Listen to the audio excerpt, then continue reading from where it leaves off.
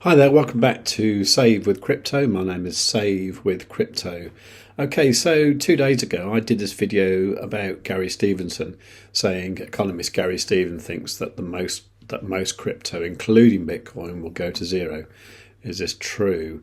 And as you'd expect, it created quite a lively response. Some people said that I was criticising Gary. I actually wasn't. All I did was I looked at the stocks that he mentioned that were like good investments. So that was stocks like Apple, Tesco supermarket and so on. And the idea that they were real companies, and if you buy a stock in that company, you own a portion of that company, which is all very true. And all I did was I compared those stocks with Bitcoin and a few other cryptos that were popular 3 years ago when he made this video. And that's all I did.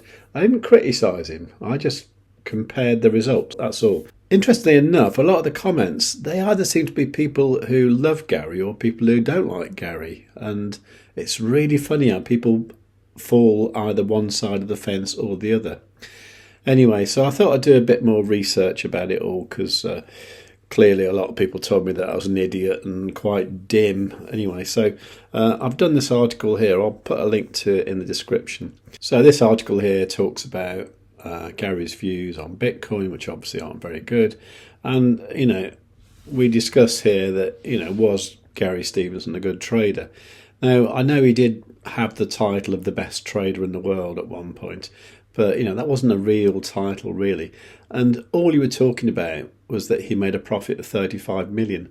35 million isn't actually very much. Admittedly, he did that when he was very, very young. He was like 23, I think he was. So what I've done here as well is to compare Gary with various other people like John Paulson, Stanley Druckenmiller, Greg Lippmann, Rob Lloyd, and Linda Rashka. So overall, the verdict is that he was a good trader, although he didn't do it for very long, and he retired at 27. So really, he's just more of a wild card than an actual trading legend. That's all I'm saying. Now, if for any reason your comment is getting deleted by YouTube, it's not down to me. I've actually got my spam settings quite low. But if you have no other way to express your opinion, then please do come over to this page here, and at the bottom you can comment here if you need to. Okay. Now, annoyingly, I also got this email this morning from YouTube saying Stephen Cook 613 commented on your video. This one was about crypto.com. I think I did this one yesterday. Yeah, I did, yeah.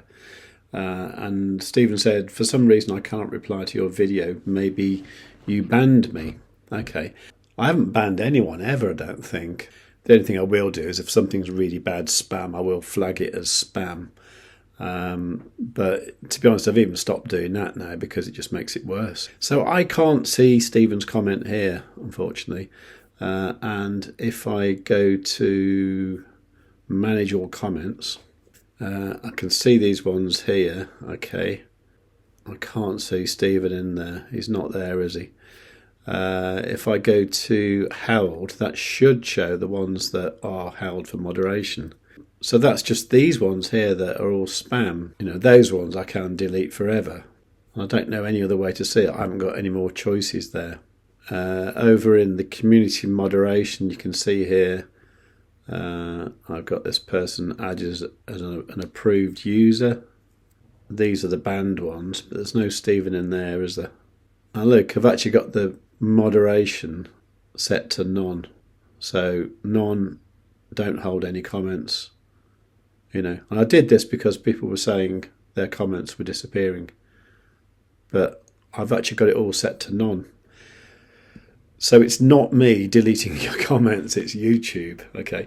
What I would say is if you are leaving a comment, try not to be threatening, abusive, and try not to say anything that you wouldn't say to someone in their face. Like if you met me face to face, would you say that? So if you're the sort of person that likes to hide behind your keyboard and be abusive and obnoxious that way, then YouTube probably won't allow your comments through. But you know, you can you can go over to my site here and leave a comment there. If it is abusive, I'll probably delete it, or I'll probably give you some abuse back. We'll see what happens there anyway. But there certainly won't be any automated censorship there. Anyway, if you do fancy a bit of an argument, then please do go and look at the Gary Stevenson video I put out 2 days ago.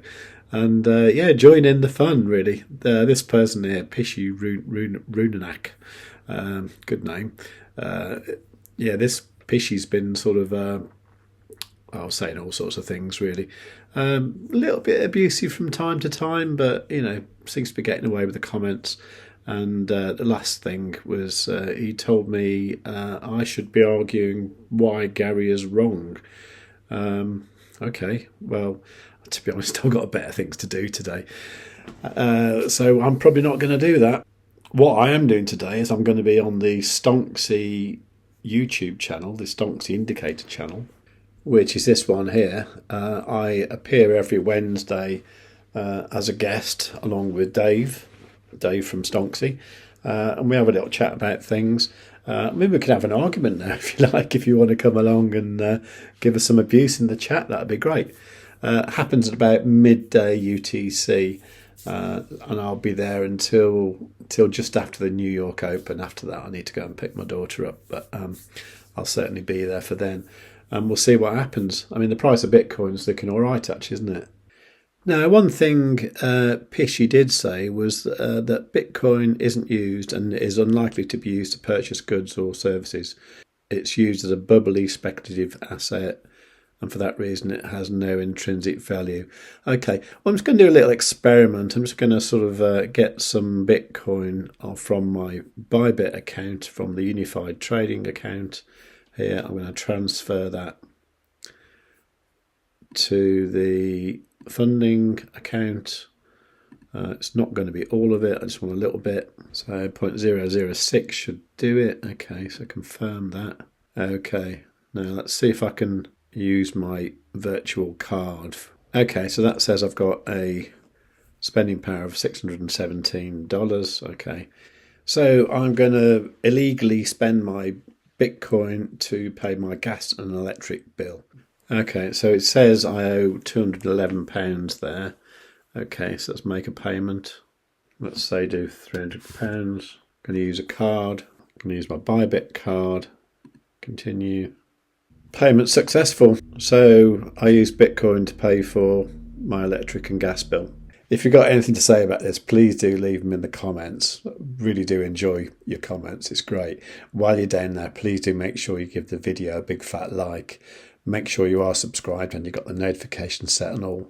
And above all, tell your friends. Save with Crypto has to be one of the best YouTube channels that the United States has ever seen. Kamala Harris is not a subscriber, but I am. I have notifications set to all as well. I'd strongly suggest you subscribe to Save with Crypto today. Above all, you should tell your friends. Save with Crypto is not a financial advisor. He just makes ice cream on the internet. If you cannot find someone to do your own research, you must do it yourself, just like I did not.